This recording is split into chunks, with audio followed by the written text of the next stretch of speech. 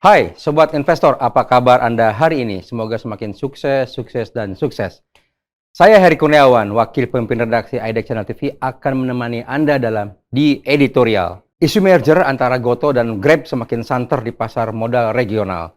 Laporan media asing menyebutkan, pembicaraan antara kedua dewa teknologi ini sudah masuk tahap. Walau belum masih ada pernyataan resmi, pasar sudah mulai menyusun skenario dampaknya. Dua entitas ini merupakan perusahaan ride hailing terbesar di Asia Tenggara dengan jumlah pelanggan yang besar serta mitra yang tersebar di seluruh Indonesia. Gotoh yang merupakan hasil fusi Gojek dan Tokopedia adalah simbol ekonomi digital Indonesia.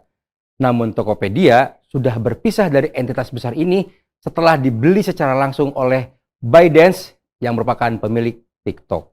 Sedangkan Grab berkantor pusat di Singapura saat ini menjadi pemimpin layanan ride hailing dan pembayaran di Asia Tenggara. Apa jadinya kalau keduanya jadi bergabung menjadi satu entitas? Bisa jadi mereka akan menjadi perusahaan terbesar tidak hanya di Indonesia atau di Singapura saja, tapi juga menguasai kawasan Asia Tenggara. Sobat investor, bersamaan dengan mulai ramainya rumor merger ini, Grab dilaporkan sedang bersiap-siap untuk mengajukan obligasi senilai 8 triliun rupiah atau setara dengan 500 juta dolar Amerika Serikat. Obligasi yang diajukan oleh Grab ini berbentuk senior notes dengan jangka waktu hingga tahun 2029 dan kupon berkisar di angka 5,5 hingga 6% per tahun. Langkah ini diperkirakan untuk memperkuat modal kerja, membiayai ekspansi, dan mungkin dugaan yang paling banyak beredar adalah sebagai cadangan untuk aksi korporasi selanjutnya, termasuk persiapan merger. Berdasarkan laporan keuangan terbaru, Grab mencatat pendapatan sebesar 10,4 triliun rupiah di kuartal pertama 2025. Namun, masih membukukan kerugian sebesar 2,1 triliun rupiah. Senada dengan Grab, Gotoh juga melaporkan pendapatan neto 4,1 triliun rupiah pada kuartal pertama. Namun, dengan rugi bersih mencapai 1,6 triliun rupiah di periode yang sama. Nah, lalu bagaimana dengan kinerja saham mereka? Nah, kita lihat. Sahabat investor, saham Grab yang melantai di bursa Nasdaq Amerika Serikat sempat mencatatkan angka saat rumor merger berkembang.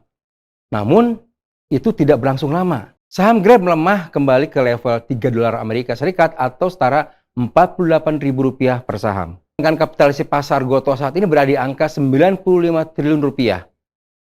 Sementara Grab masih memiliki kapitalisasi pasar sekitar 200 triliun rupiah.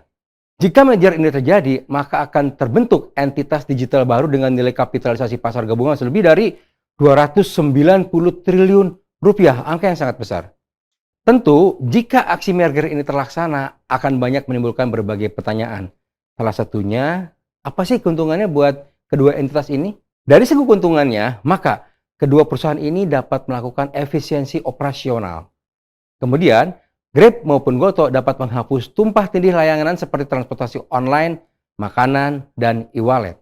Sedangkan dari sisi pengguna aktif, gabungan keduanya akan mencapai lebih dari 200 juta user di kawasan. Meski demikian, tetap ada risiko jika Grab dan Gotoh bergabung. Apa itu? Proses integrasi organisasi bisa menjadi sangat rumit, termasuk potensi pengurangan karyawan dan penyesuaian budaya kerja antara kedua perusahaan. Lalu sedangkan dari sisi ekonomi, merger ini bisa membentuk kekuatan pasar yang besar. Bahkan bisa menentukan arah transformasi digital, terutama di bidang transportasi di kawasan Asia Tenggara. Namun penggabungan kedua entitas memiliki risiko terbentuknya duopoli atau bahkan monopoli. Hal inilah yang menjadi concern banyak pihak. Tak hanya ekonom, masyarakat, tapi juga para mitra driver itu sendiri. Bahkan para driver sempat melakukan aksi unjuk rasa dengan mematikan bersama-sama aplikasinya. Meski tidak masif, namun hal ini memperlihatkan kekhawatiran mereka akan terjadinya monopoli pasar.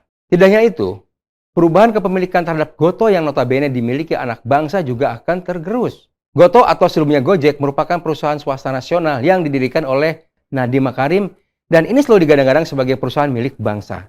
Bila Grab mengambil alih atau menguasai mayoritas dari saham Gotoh, maka status kepemilikan akan berubah menjadi PMA atau penanaman modal asing. Tidak hanya itu, entitas lain yang baru berjuang untuk memperdudukan pasar di Indonesia seperti Maxim, InRide, atau pendatang baru lainnya juga akan semakin sulit. Sebab, sejak tahun 2017 lalu, keduanya saling bersaing ketat dan menguasai mayoritas pasar ride-hailing nasional. Tidak hanya itu, dari segi pembayaran keuangan, penggabungan ini bisa memperkuat layanan GrabPay dan GoPay. Jika ini berlangsung, maka dominasi pembayaran digital yang sedang dijalankan oleh ShopeePay, OVO, dan Dana juga akan tergerus. Tak hanya rumor merger dengan Grab yang menggegerkan pasar. Saat ini beredar juga isu yang tidak kalah menarik, yaitu di mana Badan Pengelola Investasi Daya Anagata Nusantara atau kita kenal sebagai Danantara juga diisukan berencana menjadi investor baru bagi Gotoh. Disebutkan bahwa masuknya Danantara ini dilakukan guna menjaga kepemilikan lokal terhadap Gotoh itu sendiri. Danantara diperkirakan akan masuk melalui mekanisme private placement atau strategi investment. Menanggapi isu tersebut, Danantara melalui Managing Director Investment Danantara Indonesia, Stefanus Ade Hadwijaya, menyatakan belum ada pembicaraan mengenai langkah investasi Gotoh tersebut.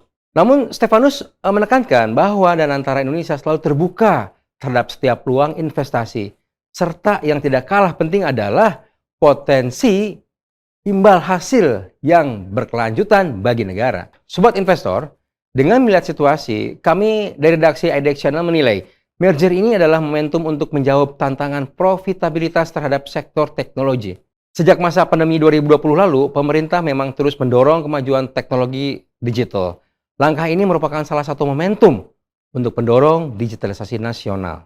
Namun bukan berarti kita sebagai masyarakat hanya menjadi penonton saja. Investor juga harus tetap kritis.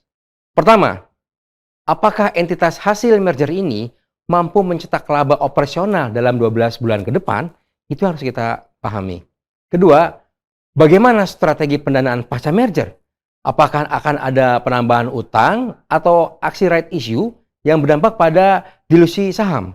Dan ketiga, dan ini yang paling penting, apakah merger ini benar-benar memberikan nilai tambah bagi pengguna, investor, dan pasar secara umum? Ketiga hal tersebut benar-benar penting, maka kita harus terus memantau kinerja dari kedua entitas tersebut, apakah benar-benar berhasil dan dapat meningkatkan pertumbuhan ekonomi nasional, atau setidaknya mendorong digitalisasi. Sebab pasar menuntut hasil, bukan sekedar narasi. Pantau terus berita ekonomi, bisnis, dan pasar modal di IDX Channel TV, idxchannel.com, dan media sosial IDX Channel. Demikian di editorial hari ini, saya Heri Kurniawan pamit undur diri, sampai jumpa.